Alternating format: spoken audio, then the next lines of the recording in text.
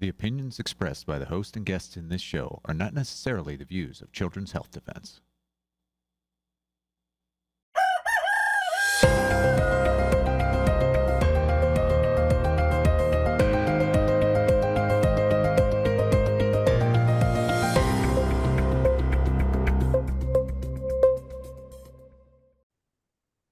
Good morning, America. Good morning, world. Good morning, CHD. Welcome once again. My name is Michael Kane. I am the Director of Advocacy here at Children's Health Defense. Today, we have New York wants the WHO to control its vaccine schedule with my good friend and legend in the medical freedom movement, John Gilmore. After that, what's wrong with the Farm Bill with Dr. Meryl Nass, interviewing Kelly Ryerson, who's been doing great work sounding the alarm around the pesticide liability shield that is creeping up on us. And if you haven't taken action yet, take action calling for an amendment to this Farm Bill. Children's Health Defense has put out this action alert. The link is in the show notes below. Make sure you complete this one because there is language in the Farm Bill that would allow pesticide manufacturers to escape liability if their products harm or kill people. This is very important. We beat this in the appropriations bill, which was just a few months ago, Section 453, and the efforts of MAHA defeated it. We need to defeat it in the Farm Bill now as well, too. So make sure to complete that. Another action alert that Children's Health Defense just put out, and the vaccine carve-out. Complete this one. Tell federal lawmakers to end vaccine maker immunity. Senator Rand Paul has introduced a Senate bill to get rid of the liability blanket protection for vaccine manufacturers. This joins Representative Gosar in the House, who has the same bill. He brought that in back this summer, and there is the End the Vaccine Carve-Out Coalition now that has formed over 40 groups, and you can check that out at endthevaccinecarveout.com for more information on that. Some more news before we get John Gilmore on here. Stands for Health Freedom in Florida put out an interesting tweet here. Check out this. This group, MAHA Moms of Florida, does not exist. Industry does not like what Casey DeSantis is doing by being truthful and transparent. The real MAHA moms here in Florida, which I am one of them, will not stand for this. So take note, MAHA Moms of Florida is an AstroTurf group, a fake group coming out to work against the efforts of real MAHA activists. I just minutes ago saw a tweet from Stand for Health Freedom Florida, I believe it was, showing there is a hearing right now for a medical freedom bill in Florida. Maya, who heads Children's Health Defense Florida, is there. Stands for Health Freedom is there. A number of groups are all there. I heard it's standing room only. Those are the real MAHA moms. More on this as we find out more about this AstroTurf group hijacking a MAHA label in Florida. South Carolina. Okay, South Carolina, a bill was just introduced to repeal the religious exemption of vaccination only for the MMR. There is going to be a committee hearing about this bill on March 4th. Look at these three bills they're hearing. I'm going to read all of them. The first one, no vaccine can be mandated for infants under the age of 24 months. That's from Senator Kennedy. I don't believe there's any relationship there. That's from Senator Kennedy in South Carolina state government. That sounds like a good bill. The second one would remove the religious exemption for the MMR vaccine. That is not a good bill. And it also, I believe there's a section there that would mandate it for higher learning. The MMR would be mandated to go to college. Now, I'm in touch with a lot of people in South Carolina who are in touch with Republican leadership. Remember, South Carolina is a Republican supermajority. That means the Republicans control the whole game. Just like the Democrats control the whole game in New York, South Carolina is the opposite. What they're calling for now is show up on March 4th, if you have a kid with a religious exemption, and give testimony in person about your sincerely held religious beliefs. This isn't really the time to give your opinion about medical freedom and vaccine injury. This is about the religious exemption. So go and give your testimony on this. If you can't go in person and do it, submit your testimony about your sincerely held religious beliefs. We have up here on the screen all the information that you need, including where you would email this to, smedicom@scsenate.gov. That would be where you would email your testimony to. If you can show up, please do. If not, please email in your comments about the religious exemption, and please speak about your sincerely held religious beliefs, not vaccine injury. South Carolina, listen, the MMR has fetal tissue in it. South Carolina has a lot of very, very strong Christian people of faith, a lot of those in high place of power. They're not going to feel kindly about being told that people need to be forced to inject DNA fragments from an abortion. So please go to speak to this. If you're from New York and now you live in South Carolina, go down there and speak about how you brought your business, your family, your money, your resources to the state, because this is a state that respects religious liberty. I don't think this bill is going to go anywhere, but we need your comments. We need you on the record. Right now, that bill is only sponsored by a Democrat. So if we get everybody showing up, I think that is going to be a very good thing. Okay, now back in New York, a lot of people from New York went to South Carolina. 2019, 2020, COVID is a very, we know me and John, dozens, hundreds of people down there that are from South Carolina. So bringing it back to New York, March 24th, we are going to the Capitol in New York, to Albany. I'm going to be there. John Gilmore, Tony Lyons, Sujata Gibson, Jimmy Wagner. The Spirit Drummers are going to be there. We have a lot more confirmed people, including Bobby Ann Cox and Naomi Wolf, who have confirmed that they're going to be there. And the man helping to pull all this off, been doing this almost 25 years now, the legendary John Gilmore. Welcome to CHD TV, John. It's so great to have you here, as always. Thanks a lot, Michael. It's good to be back. So the headline we're running today is that New York wants the WHO to be providing the guidance for what gets injected into our kids in New York. Talk to us about the details on this one. Yep, they certainly do, but I'm going to limit that a little bit. The governor wants this, and some of our allies, were mostly Democrats in the legislature, do. I think a lot of people here in New York do not want this. But what's gone on is that the big picture is a lot of blue states like New York are doing everything they can. There's all kinds of stuff going on. You've talked about it before, and you'll be talking about it a lot more, to basically try and make the states independent of the federal government when it comes to vaccine policy. They want to get rid of the CDC. They want to get rid of the ACIP. They've even had bills to get rid of the FDA having any influence over what they're doing. And another thing that they're doing is that in New York, they've got a couple bills, and they've got a proposal in the budget, which we can talk about a little bit later if you want to get really nerdy about it, to allow foreign organizations to be the source of information and approval for a vaccine that is required in that state. And New York is one of them, right? Wow. So right now, New York, a lot of other states, it was all the states until a couple months ago, vaccines had to be approved by the FDA. They had to be recommended by the ACIP. They had to be covered by the CDC. Otherwise, they were just a no-go. They're trying to get rid of all that, right? And so they've got this bill to allow foreign organizations. The only one I can really think of they would rely on is the World Health Organization. But, they've kind of shown their cards because New York now has joined formally the World Health Organization. And I believe California has done it too. And I think other states are lining up to do that as well, right? So, gee, I wonder what that's all about, Michael. And let me just paraphrase this. I'm not paraphrasing, but I think it's important to know about the World Health Organization that now that the United States has quit yet again, thank you, President Trump, the leading financier of the World Health Organization is the Bill and Melinda Gates Foundation. Okay. The second largest source of money for the World Health Organization is Gavi, the Vaccine Alliance, Yes.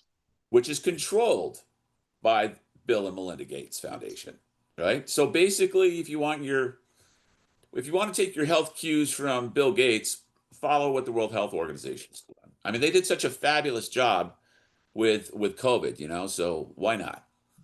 Yeah, I think it's a great point. Bill Gates becoming more and more disgraced in the news every day. Shout out to Sire G, who's covering just the mounds of documentation firmly linking Bill Gates to Jeffrey Epstein and multiple scandals surrounding that insane cesspool. I want to point to an action alert that you at Autism Action Network put out for New York. It was a red alert, action alert that you put out, calling everybody to call their senators, call their assembly makers, because the Senate was pushing through a bill to allow New York to approve any vaccine. Now, you laid that out in terms of how they are now trying to rely upon the AAP or international organizations, right, most likely the WHO. But why don't you talk now, especially for our New York audience here, what are the particulars here? I believe there's more than one bill moving. And as you said, I believe Governor Hochul is trying to sneak this in the budget as well.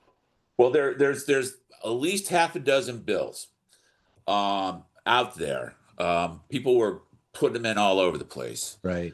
That would allow the governor and the commissioner of health to basically rely on any kind of organization they want for deciding on what the vaccine schedule should be in New York. They specifically remove the Advisory Committee on Immunization Practices out of New York law, right? They specifically remove the CDC, right? And I think one thing that they did, which I think is really important, I mentioned this a little bit earlier, but it really kind of like just really struck me, is they even had one version of it that pulled out the FDA. So basically, they wanted to allow in New York for a little while anyway, any vaccine that had not been approved by anybody, okay? And but they do make reference to a number of organizations. A bunch of other states are doing this. They basically identify the trade associations in the vaccine industry, such as the American Academy of Pediatrics, the American College of was it ACOG? I forgot what it stands for, but there's several of them. The American Academy of Family Practice, the OBGYNs. They could basically refer to them for guidance on what they do in New York and ignore the whole federal government, right? And let's step back a bit. The American Academy of Pediatrics, right? The American Academy of Pediatrics still recommends that women get the COVID booster when they're pregnant, and that they start at least annual COVID boosters starting at 6 months old for basically the rest of your life. Okay. Now, fortunately, the American people have been paying attention. And the last statistics I saw is that the CDC, even though they're still pro COVID with, the institutional staff that they still have there, they're saying that only about 5% of American kids this year got a COVID booster. So that means 95% of American parents are saying, no, we're not doing it, right? So what's New York and these other states doing it? Oh, we're going to go with the organization that only 5% of American parents agree with, right? So it's pretty stunning what they're trying to do. And there's a couple that they're taking two tracks on it. I'm going to get a little bit nerdy here. But there's an ordinary kind of bill, like you would have two bills together that are working together to make this happen. Just like any other state, it goes to the legislature, governor signs it, and so on. But we've got this little trick in New York that governors like to do, right? They take the New York budget, and they actually take, which is just supposed to be the money, and then they stick laws in it. Right. Okay? And Andrew Cuomo really did this all the time, right? And it's in a very kind of iffy kind of constitutional situation, but they've been allowed to get away with it so far. And Hochul put in basically these same bills, right? So it could either go through the budget or it could go through this law. Now, the thing about the budget, and the reason why the governors do this, is because in New York, when you come to the budget, which I think is like $275 billion, okay, you vote it all up or down with one single vote, okay? It's like you can't pull things out. I mean, they kind of wrangle beforehand, but formally, you either take the whole thing or not, which puts heavy pressure on all the legislators to vote for it because that's what keeps virtually everything in the state running, right? So it's really kind of an underhanded way that the governor's doing this. And it also is indicative that she isn't really confident that a bill can get passed. Okay. That's why they do it, right? Because they know if they put it in the budget, they've got a much better chance. But it's also a sign of weakness on their part. So they're trying to shove this through. This would also include the foreign um, uh, uh, organizations like the World Health Organization could be referred to as well. And you want me to go on some more about this because there's before no problem before we get into that, this is why we need all New Yorkers to complete the action alert. The link is in the show, and also all New Yorkers come March 24th. We need you to come to Albany. This is an election year, right? What John is saying, passing a bill to change things in New York law that help big pharma used to be simple in New York. Well, it's not now. It's not because of Children's Health Defense. It's not because of Autism Action Network. It's not because of Bravest for Choice. It's not because of all of these groups that for years now, 6-7 years, keep going up to the Capitol. This is why Hochul has it in the budget. In case they can't pass it in the normal legislative way, she's got that trick, so she'll get it passed come April. When we go up there March 24th, we don't know if this is law yet or not. Our actions are having impact. You have people up there that need to get elected this year. And John, as you know, the election year is when we actually have our power. They're forced to listen to us, to meet with us. And so, yeah, maybe you could speak to that just a little bit before we go forward. Yeah, just I'm going to put a plug in. If you want to follow these issues, folks, please subscribe to the Autism Action Network email list. You can do it on the website. There's also links to various news articles about all this stuff, and also existing action alerts where you can do something. But yeah, we're fighting this really hard. That's why we're going up to Albany on the 24th. We've started already. We're going to have a rally starting at 10 o'clock in the morning. You want me to talk a little bit of who's going to be there? Go for it. I think you mentioned that as well. But, we've got Mary Holland, myself, Michael, other people we mentioned. But what's going to be really important, the most important, I think, thing about the day is that in this year's Advocacy Day, we're really focusing on vaccine injury and what comes from it, right?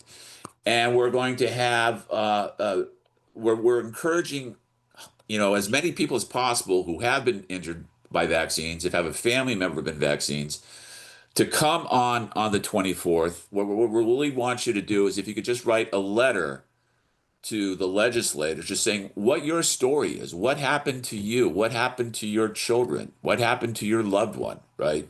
That resulted in a vaccine injury, right? And we're hoping to get just hundreds and hundreds of these letters dropped off at all the legislators' office. It's been an effective tactic for us as well. And also, we got to educate the legislators, right? The vast majority of the legislators only know what they see in the corporate media. They don't know about vaccine injury. One thing we're finding is that we've been working on the whole issue of vaccine liability immunity, right? That you can't sue them. And even I am shocked at the number of legislators who have no idea that you can't sue for a vaccine injury. So there's a lot of education we have to do. And that's what this is all about. It's one thing to sort of listen to the news and hear the vaccine industry propaganda. It's another thing to have somebody in your office and say, yes, this is what happened to me. This is what happened to my daughter, and that's what this day is all about. And it's a really effective weapon. One of the March things 24th. One of the things I really want the CHD TV audience to know is that we are in touch with the mother and grandmother of Sanaya, the just tragic story of a 1-year-old girl given 6 shots in one day, 12 antigens, died within 12 hours of having seen the doctor and gotten those shots. It's just destroyed and devastated this family. It is amazing that they are going to be coming and sharing their story as much as they can with at the rally, and more importantly with key lawmakers. This is what the AAP's recommended schedule can do. And as a lot of people also know, Children's Health Defense is suing the AAP right now in a RICO case, claiming that there is illegal racketeering going on. And AAP is suing HHS right now in court. And CHD has sought to intervene in that case so far successfully. I mean, it's a very dicey thing as to what a judge will accept or will not accept. But so far, our papers from CHD and from Rick Jaffe are in the court. And what Rick said was, no one here is speaking for the children injured and killed by the AAP's schedule. HHS is saying, wait, we're making changes so there's more vaccine uptake. AAP is saying we need much, much more vaccine uptake. So here's CHD saying, who's speaking for the injured? Who's speaking for the children that were killed? Well, we're all going to be speaking for that on March 24th in Albany. And I saw a comment here. Somebody said, who's watching the show right now, they're coming. They love coming to these events. It's always great for the Freedom family to get together. And that's true, too. A part of this is we need to see each other. We Zoom a lot. We're on social media. We do that, but we need to see each other. We need to see our legislators. We need to be there and just coalesce together. That's such an important part of movement building, getting our agenda across the line. Oh, John, one other thing. These crazy things that Kathy Hochul is trying to do have taken center stage, but we also have the Education for All Act. Act to help restore the medical exemption here in New York. Why don't you take a little time to talk about Education for All and the medical exemption? So, like with so many other really crazy things in the United States, they seem to be craziest in California and New York, right? And in New York right now, we've got this insane situation where the state and has made it almost impossible to get a medical exemption. Okay. We've talked before about Sarah Doe, a girl who had letters from, you only need one according to New York law. She had letters from 7 doctors saying one more shot she was already injured severely. One more shot could just really potentially kill this child, right? Yep. And she got turned down by her school district. They had to go to federal court, okay, over one shot. And this is just illustrative of the kind of craziness that we have here. Hopefully that Sarah Doe and her family will be there. Yep. Another family that we're working with, this young man named Angelo. He's 17 years old. He'd had a medical exemption for years. He has serious autoimmune disease that affects his vision and all kinds of things. And just out of the blue, the New York City Department of Health said, no more. You're out. Kicked him out of school. So he's been sitting home for months now, losing skills, regressing, is very depressed, as you might imagine. And it just gets so stupid because as soon as he turns 18, he's going to be able to go right back to school. And this is the kind of just inhumane idiocy that we're fighting here, right? Yeah. And the Education for All Act, great piece of legislation from Jamie Williams in Brooklyn and Monica Martinez out in Long Island. It simply says that if it says follow the law. If the doctor writes the letter that says the kid can't get any more shots, that's the end of the story. You don't have school principals and superintendents and coaches and the kind of crazy thing that's going on saying, no, we don't agree with your medical decision. This person who's, an educator has no medical background at all. But that's what happens in New York.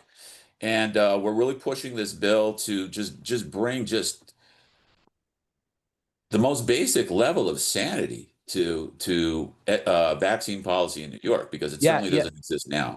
Yeah, and it's really crazy. As you said, New York has a good law. California has a terrible law. New York has a good law that says if a physician writes a medical exemption, it's accepted. But this red bureaucracy tape from the Department of Health has just strangled this and made it so impossible. But we're getting headway in the court. Sarah Doe is one of those victories. And we have a bill, Education for All Act, sponsored by 2 Democrats in Albany. That means in supermajority Democrat New York, it actually might move. John, we're just about out of time here. Oh, I just want to bring up one other thing. O'Brien Pastrana is going to be speaking. O'Brien is a vaccine-injured firefighter, member of Bravest for Choice. I believe Bravest for Choice is going to be coming up as Bravest for Vaccine Injured. We're going to have a really great event. This is not only for the vaccine injured. We need those who support parental rights. We need those who were fired for not getting the vaccine. We need those who just simply oppose tyranny. Whatever it is that you support, we need you there. But we are going to be drawing a spotlight on the vaccine injured as well too. But this is for everybody, not simply just the vaccine injured. John, thank you so much for all that you do, for all that you've done with this. I'll see you before then, but I'll see you in Albany, March 24th, ready to go, like we've done so many times, so many years before. Thanks a lot, Michael. Looking forward to it. Thank you, John. So great to have John Gilmore on always. I always learn something from John. Been working for him for a while. Very honored and privileged to be working with him for a while. You know why? Because John is a defender. And I'm a defender too. I'm a defender of children's health. I'm a defender of medical freedom. I'm a defender of informed consent from vaccines and all chemicals as well too, and don't go anywhere, because with that, this is a very, very important interview from Dr. Meryl Nass about the about the pesticide liability shields that are creeping in to states and also creeping into Washington, D.C. right now. Let's go to Meryl.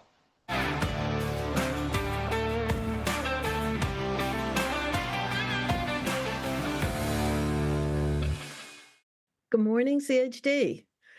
Today, we are going to talk about something, even though I've been talking a lot about glyphosate and the Farm Bill, and Zen Honeycutt was on yesterday talking about it.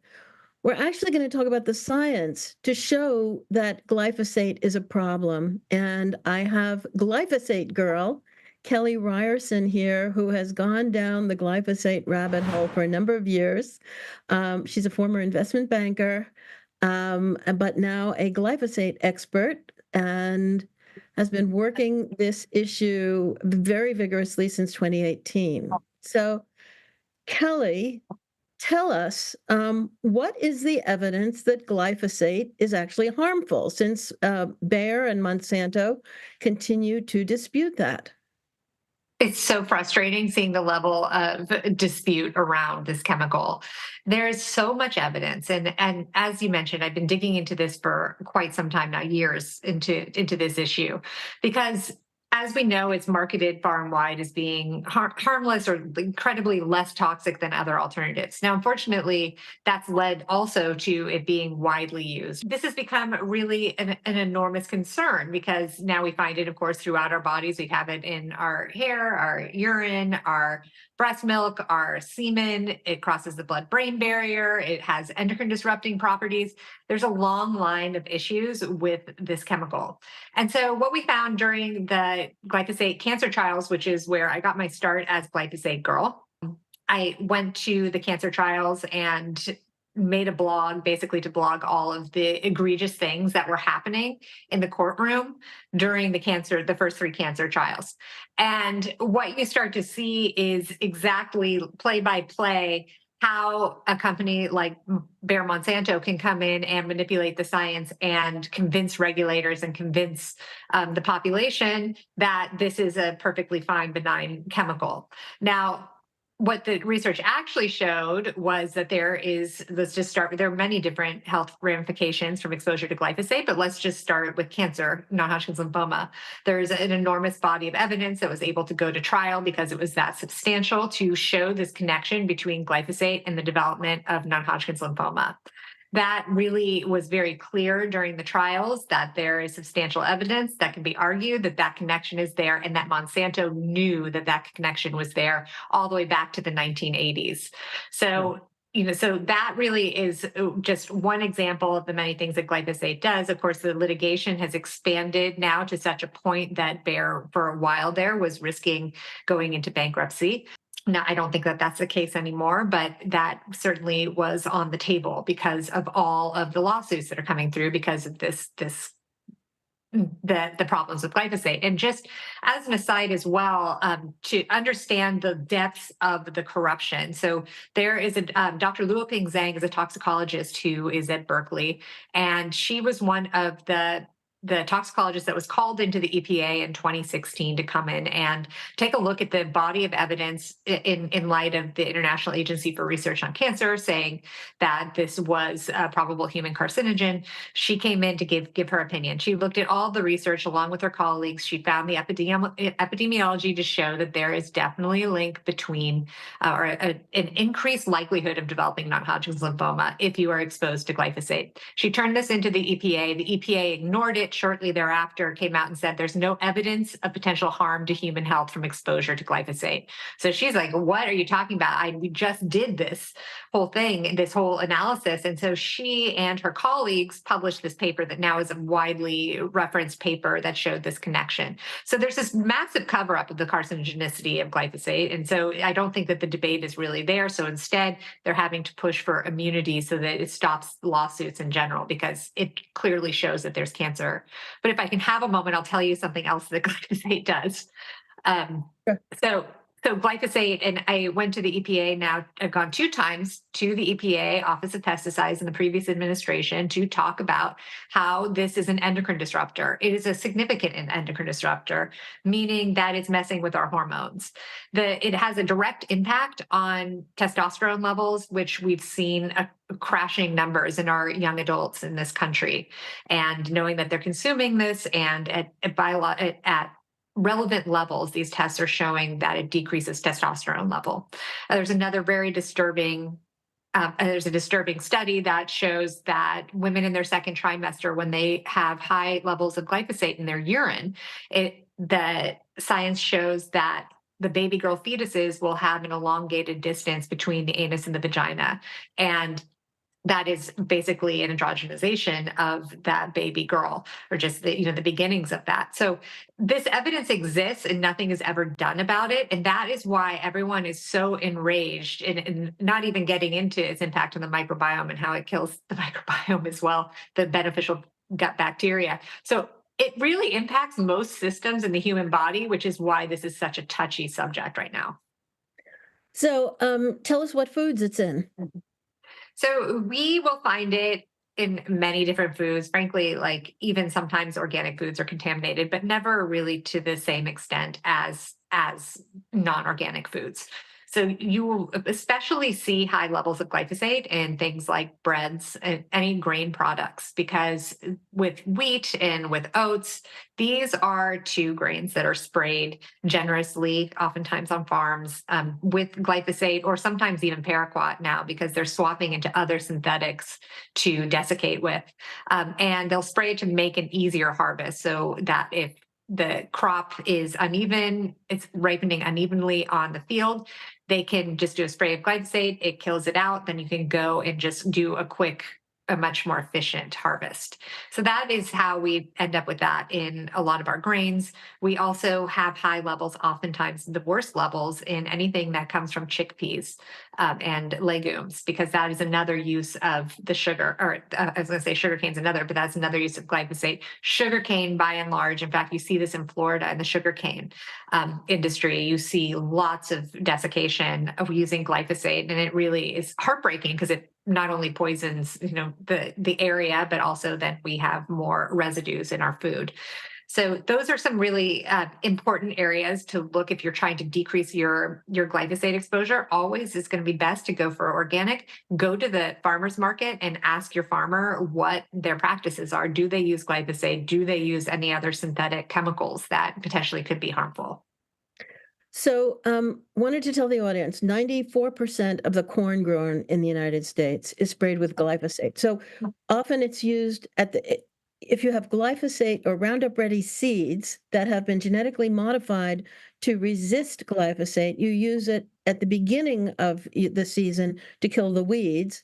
And then you may use it on those plants or other plants to make them all be prepared for harvest at once by combines that you don't own, that the farmer doesn't own. The combine comes through once to his property, and if the crop is not ready to be harvested, he's done. He doesn't have a chance to use that combine again. They're going west. And so it's become, because of these practices, it has become totally customary that every farmer growing row crops like corn and wheat is going to be using this to get their crop ready for those combines to come through. Excuse me. Well, canola oil, soy, as you said, wheat, oats. What are the other things that are sugar beets also, which is another source of sugar. So what we see is that if you're eating ultra-processed foods, they're almost entirely made up of products that were from crops grown with glyphosate, almost 100%. And it's another reason why you don't want to eat these ultra-processed foods. But as I said, there are other crops that may not be genetically engineered to resist glyphosate, but they, like wheat, for instance, is not. But it's sprayed at the end so that you can harvest it all at once. And some countries will buy our wheat if it's sprayed like that. Some countries will not. In Europe, it is against the law to spray your crops right before harvest because you're going to get more glyphosate in the food. And so that has been banned in Europe and in other places, but these practices are not banned in the US. It's really unfortunate. And I think not only would we need to, and this is something I work on a lot, trying to get this administration to address the pre-harvest desiccation piece. And what is going to be challenging is that they do it in Canada as well. And so any time that we're going to make any forward progress, I think on this, it also has to be understood that we also, like Europe and other countries, won't be importing any grains or products that have been sprayed in this practice. Yes. Yes. I mean, it's amazing that China won't buy some of our food because of the pesticides we spray on them. It's so depressing, and I mean, just getting going on China also with paraquat and selling it to the United States, but they don't use it there. I mean, what are we doing to ourselves? It seems so foolish when you hear that they don't allow things that then we are. Yes, exactly. So, what other evidence is there for other medical problems or problems in livestock? Or problems in the soil that are due to glyphosate? We have an enormous issue going back to the microbiome. There's been a lot of research that has come out of King's College in London that has specifically shown an impact of glyphosate on our beneficial gut bacteria. And that was something that was earlier hypothesized by Stephanie Seneff and Anthony Samsel, thinking that the same pathway exists in weeds and in plants is also in our microbiome. And you think about how dysbiotic our microbiome is now. Far and wide, a lot of different disease conditions now are connected to a dysbiotic or an imbalanced microbiome. And glyphosate is a direct enemy of the microbiome in many ways, in that it does allow beneficial bacteria to die while some of the pathogenic bacteria, it can proliferate. And it has a lot of downstream impacts. It also has been connected directly to the idea of leaky gut and having a permeable intestine where toxins get out into the bloodstream and can then launch an autoimmune attack. I mean, I'm someone that is proof of that because I was able to reverse my autoimmunity by not only giving up gluten, which is inflammatory, but also a lot of times sprayed with glyphosate. That combo is really a recipe for disaster, and I think is at an enormous contributor to the chronic disease epidemic, now that we know so much that comes out of the gut. We also, when you brought up livestock, it's interesting because they're fed these GMO crops, so the GMO soy and corn, by and large, particularly in the CAFOs, the confined animal feeding operations, in large quantities. It's how we can have so much meat at this point in this country. It would be nice if more were grass grazing, but that just isn't the case. So what happens is a lot of the fertilizer is used from, even on organic farms or farms in general, they'll use fertilizer from these CAFOs and from these animals that have been fed this glyphosate-laden grain. And then they take that feces, use it as fertilizer, and now all of a sudden you have glyphosate in the soil, even on organic farms. So that's a problem for increased contamination of our entire supply, even when you're trying your best to avoid it. It's really a frustrating situation. And just like I was talking about the gut microbiome, the same is true in soil. So soil has a similar situation where in order to have really healthy crops and to have ecosystems balanced, you have to have a really healthy, thriving soil biome. And the glyphosate goes in and does the same thing. It has the same mode of action where it can kill or significantly create an imbalance in that delicate soil balance. And so that is just another area. It also works as a chelator, and it will. What does that mean? So that means that it binds itself to minerals that are very important. In fact, that's what it originally was used for, to bind to minerals and be used as a boiler metal pipe cleaner. So that does not sound very appealing. It does the same thing in the soil. So you put this into the soil and it is going to bind to these very important minerals, including magnesium and zinc, which the American population, you can just look at them and see that they are very deficient in these mood regulating minerals. Right. So you're saying that the minerals don't get into the plant, so we don't eat them, whereas they used to be available in the plant, but now they are stuck, bound to glyphosate in the soil? That's exactly it. So they've been made bio-unavailable to us because of the glyphosate locking it up effectively in the soil. So it can't be taken up into the plant, then we're not eating them. So it's an entire chain, really. It really starts importantly in that soil as to how nutrient dense or not that crop will be. And that probably also applies to the livestock. So they will not have as many vitamins not vitamins, but minerals in Absolutely. them when we eat them. Yeah. Yeah, the same thing. And so, and now you see so many people and wellness people and doctors out there that are finally starting to test for these levels, because you have these enormous quantity of people that are on SSRIs and anti-anxiety medications and don't know the first thing about what magnesium or zinc might do or why that is so critical to our biological balance and our mood balance. And it is a big mental leap for a lot of people to realize that one of the reasons, of course, there are many reasons why someone might have mental instability or depression or anxiety, but it certainly is not helpful to not have the basic biological minerals to be able to regulate. And that starts in the soil. Yes, and it's been suggested by several people that vitamin deficiencies also can, contribute to mental illnesses. So, just so people understand that I lived that firsthand. So when I had my autoimmunity, I was also in a really bad mental place because I couldn't understand what was wrong with me. And it wasn't until finally I agreed to go see a psychiatrist after I'd already been layered on 2 antidepressants and a benzodiazepine to try and help with my mental problem that really wasn't, because when I had a vitamin panel, I had scurvy, I had no magnesium, I had no vitamin Bs, the whole thing. And once I was able to replenish that, wow, imagine that. I was mentally stable. I was able to taper off of these medications. It's crazy, isn't it? Yeah, because, we rely on animals, for instance, to get our vitamin B12. So they rely on their microbiome to have bacteria that are making the B12. So if we're killing off those bacteria with glyphosate, you're not going to get the B12 from the dairy and milk and meat that you eat. That's a big problem. Absolutely. There's so many people walking around with B12 deficiencies. Yeah, exactly. And if you're developing autoimmunity because of a leaky gut, that can also cause the B12 deficiency.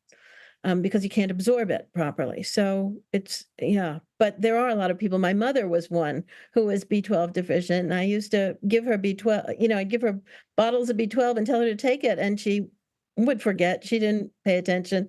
And she had dementia, and a B12 deficiency can cause dementia.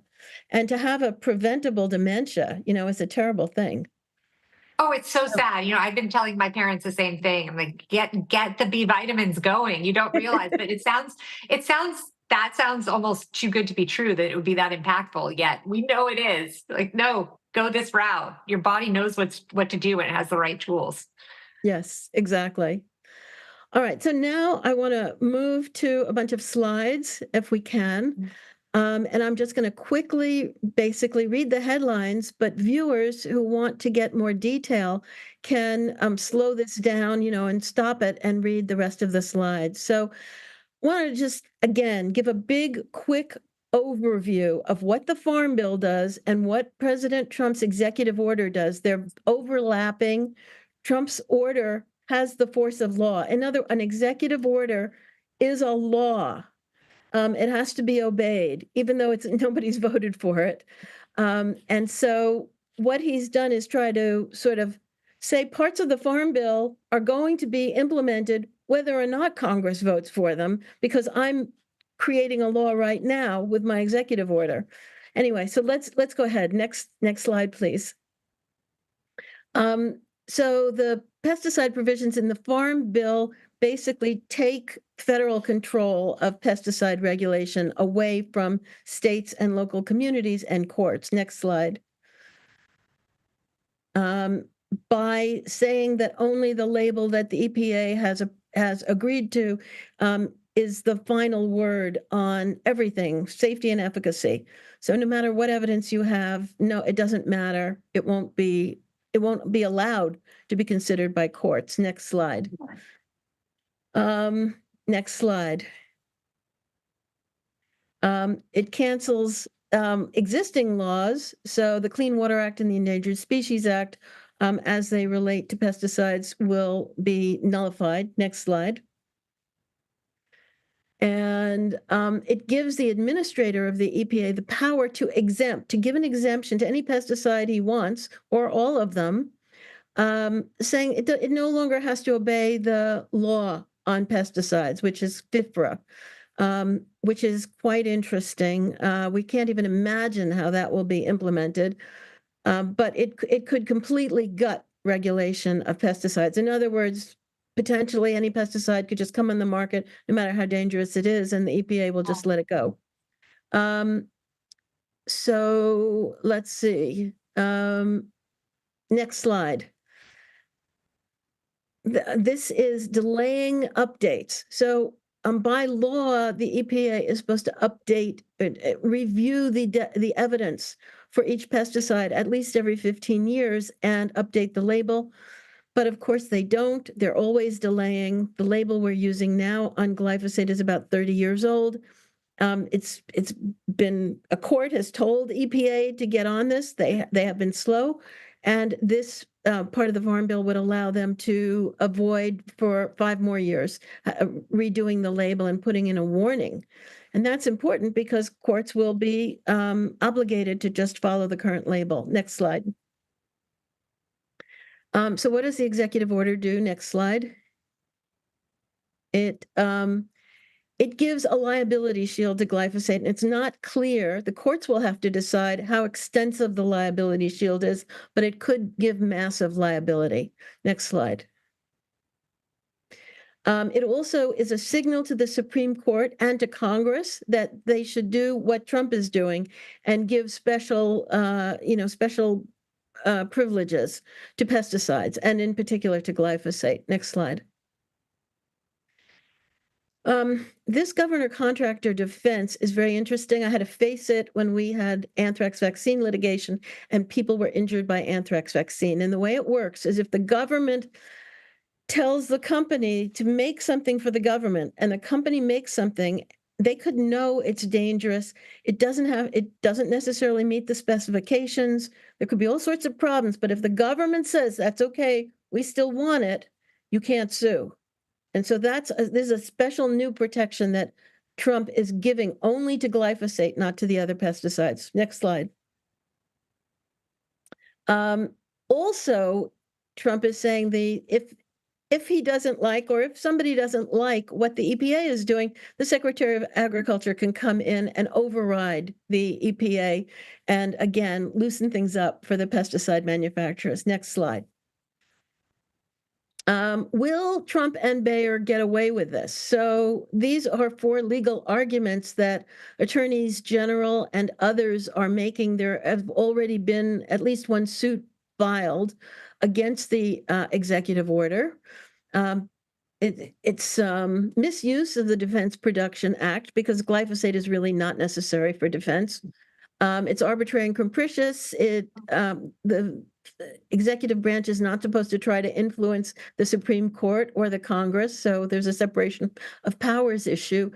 And of course, it infringes on state and local sovereignty by preventing states from enforcing their own health warnings. So that's all. I think that's all I had to say. Kelly, is there anything we've missed that's important? Well, I just want to state that this was really shocking in the line of many disappointments that we've had since the beginning of this administration. Now, I am a MAHA through and through excited person that was along on this ride. I mean, I could not have felt more optimistic and excited and hopeful, and getting to interact with people like you and just fabulous people. We've all come together and found each other.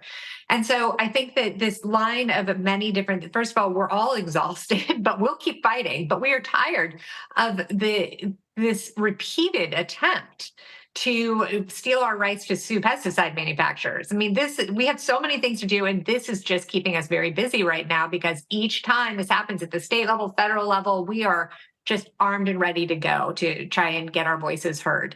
But it's very disappointing that between the White House recommending to SCOTUS that they take up this glyphosate cancer case in the first place, and then to layer on the very week that there is a Supreme Court, or that there's a decision on the settlement from Bayer, for then there to be an executive order of all things is such a I look at it as not only a liability shield of its own kind, but also just a large marketing PR signal from the White House that they had the back of Bayer, Monsanto, and the pesticide companies, which is not a far reach because indeed that is exactly what they said in the Monsanto papers. I think it was in 2018 maybe, that the White House has the back of Monsanto when it comes to glyphosate. And apparently that has not changed because I've never seen any more applause and support for a chemical manufacturer than I have seen in this administration. So it's just very disappointing. Yeah, it's shocking. I mean, to have the president issue laws that are just ignoring existing laws for no good reason. The only reason is to benefit the manufacturer of glyphosate, which is Bayer now, since it bought Monsanto. It's extraordinary that he would do something for such a teensy tiny segment and harm the entire rest of the population to do it. It's shocking, especially with the midterms coming up. And it smells of corruption. It could further his impeachment. If somebody found evidence of corruption, it even could wind him up in jail. And yet here we are. So it's incomprehensible, but there it is.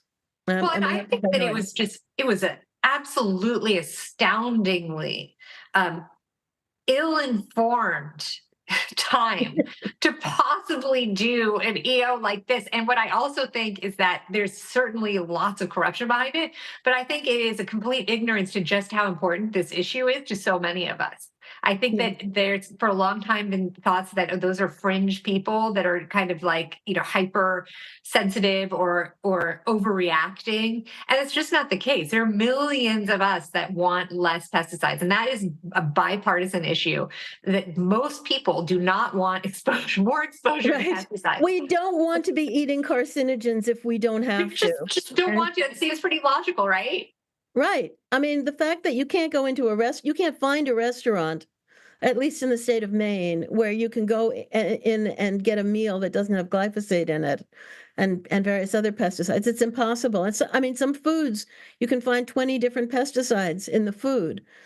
So, and we have this epidemic of chronic illness. And of course, a lot of it is due to vaccines. A lot of it is due to food. And you can't separate the bad seed oil that's damaging the membranes of cells from the glyphosate that's damaging your microbiota, your leaky gut, and other things. It's very frustrating. Hopefully, people will be so angry about this that the Farm Bill will be overturned. Congressman Massie has introduced a bill to completely overturn Trump's executive order. Everybody, it's going to be very, very hard for that to go forward, but he did get the Epstein documents released. Yeah. And he worked very hard on that. He did it by one vote in Congress. And then eventually, he needed that one vote, and Mike Johnson would not let a new member of Congress come in last year for about 6 months to try to prevent him from getting her vote. When I can't remember her father's name. Her father had been the member. He died. She was elected to the seat, and they wouldn't seat her for 6 months to try to prevent this Epstein vote from going forward. But when finally he got that one vote, then everybody in Congress but one voted in favor, right? So half of them flipped. So maybe we can get half of them to flip again on. I wonder if we can. It might be enough at this moment just of anger and frustration. And I think it was funny. I think he put out on X, it was something like, no immunity for pedophiles or like glyphosate. Yes. It's true. It's all part of this larger corruption network, right? Where we're just never prioritized and we're just expected to deal with the brunt of their poor activity. Like, forget it. That's right. Deal with the negative consequences we're dumping on you. Yeah. Yeah, entirely. So what do you see happening going forward with this executive order and how people are feeling with it? You probably are noticing too, there's a lot of outrage.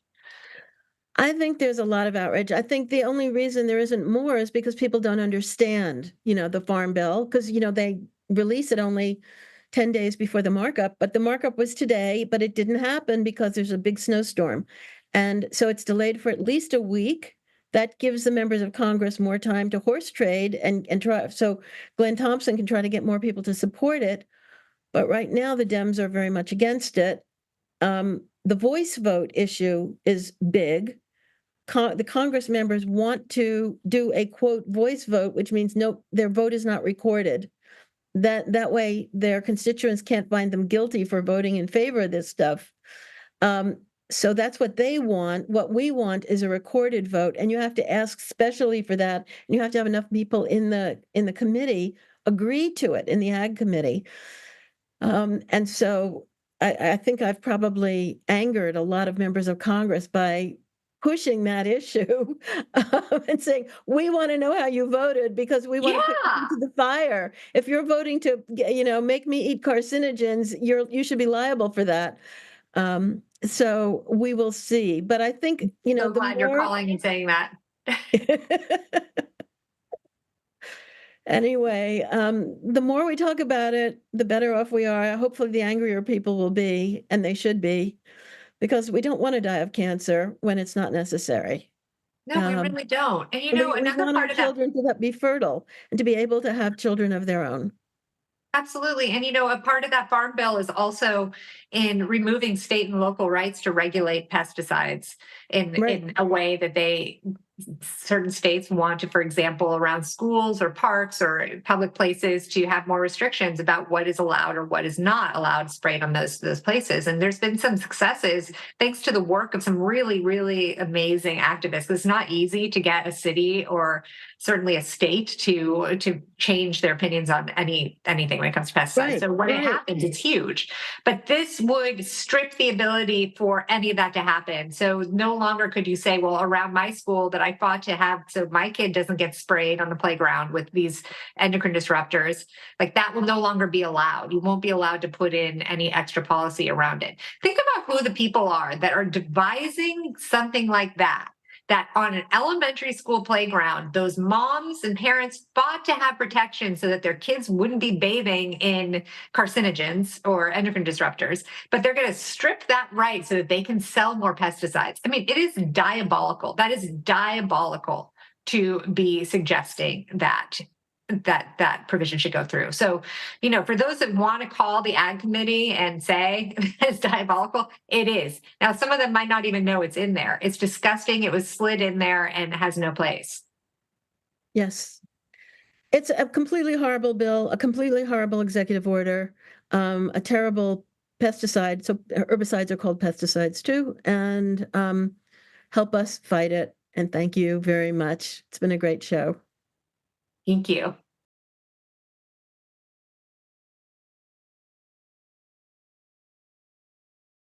My name is Shan. And now you had 2 Modernas. Why did you think that it was a good idea to take a Moderna shot? What pressurized you into it? I think I've always been one of those people that wanted to do the right thing. When I was even in elementary school, I can remember going back to any of the drives that they had. I wanted to be involved. When it was the DARE program, I wanted to be involved. So I think I wanted to do the right thing when I was told to do the right thing. And so you went ahead. Where did you get your first Moderna shot? I went into the local drugstore. And did they at any point ask you any questions about your health or check your heart or whatever? They did ask me if I had allergies to anything. When I did tell them that I had allergies to one specific medication, they made me stay longer than the normal waiting time. I had to wait 45 minutes instead of 15. Okay. So after the first Moderna, how did you feel? I was okay immediately following. I stayed the 45 minutes, but when I went home, I felt very tired and sick. I had burning on the bottom of my feet, and that was the first initial reaction that I had. For the next 4 days, I had my family there taking care of me. My mom came to take care of my family because I was so ill. But you went ahead and had another one. That's the most unbelievable part to me, is that I still can't believe that I went ahead and got a second shot. Did you speak to any doctor between the first and the second shot and say, look, I've had these symptoms? I didn't. No. You just, okay. So you went ahead and you went back to the same pharmacy?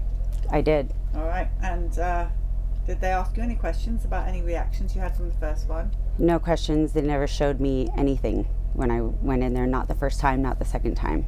Okay, so you have another Moderna. Correct. And then what happens? I had another Moderna shot, and from there it got progressively worse. I had the same, if not worse, symptoms that I suffered from the first time. Fever, terribly sick, body pain that was out of control, again with the burning, and it was a slow progression from that point forward. I ended up with getting COVID after that, and I was less sick than I was when I got the shots, but it was months later. So I ended up going from there and slowly getting burning sensations all over my body, nerve pain, shingles. I have rashes with welts all over my body, unbelievable pain to the point of itching, burning. I'm scratching till I bleed and I bruise. Couldn't even sit down really because, and it was the type of thing where I would look at my clothing and I could only wear certain things. I couldn't wear a bra, I couldn't wear lace, I couldn't wear anything but a sweatsuit for a very long time, because if it wasn't completely comfortable on my skin, if I rolled up a sleeve, I would get a reaction. So lots of symptoms. I did end up going to the doctor for the rashes and the welts, and I was diagnosed with something called dermographism, which is an autoimmune disorder. And I've had sinus surgery since then. The day after the sinus surgery, I broke out in shingles. I have nerve damage now across my whole back because of the shingles. And so has this made you rethink vaccinations? I will never get another vaccine again in my life, or anything that they label to be a vaccine. Wow. And what Ever. about your children?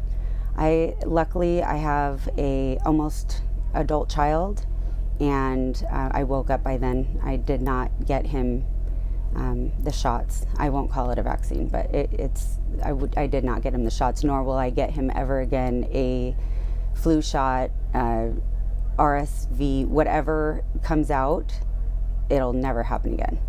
How has this affected your whole family? Talk to us about that. Finance, marriage, everything. How's it been? I can talk about that now without crying, but I think that was one of the things that emotionally affected me because it affected them. My husband has been so supportive and gracious, and I know not everybody has that.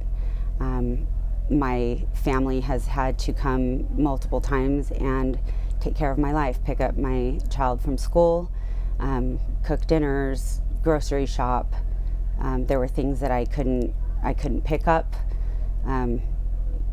Ridiculous small things like my husband having to install a jar opener, just silly things that you take for granted every day.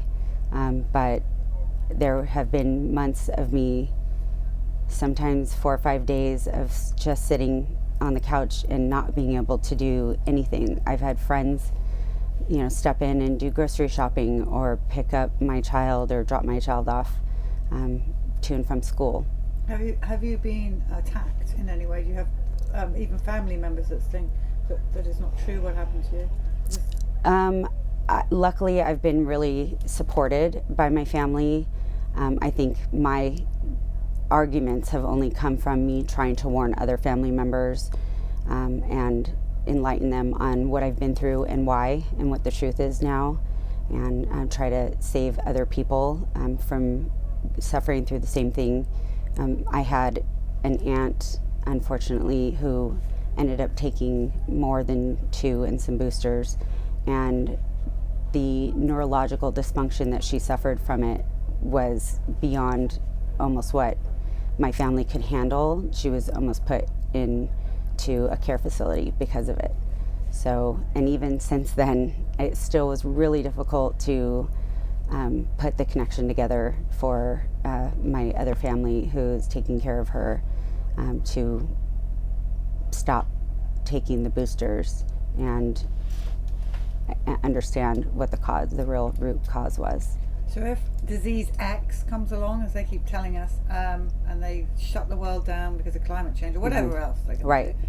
do, and then they try and push, I don't know, anthrax is my guess, is where they're going because of potential war. You're going to stand firm and say no, whatever cost. I absolutely would say no. As soon as monkeypox came around, I went to the first holistic website that I could to order smallpox natural remedies, and I now have a page that I speak out on social media to absolutely talk everybody out of it, not just myself. But which social media are you on? I'm at California Parents' Rights Act Now, CA Parents' Rights Act Now on Instagram. But are you down on Facebook? I'm on both. I'm just more active on Instagram. Hey, congratulations, you managed to stay on Facebook. Anything else you want to tell the people? Question everything. Don't trust the government. Don't trust anybody that tells you something for face value. I will never again trust. With the first thing that comes to mind when anything happens now is what is the real objective?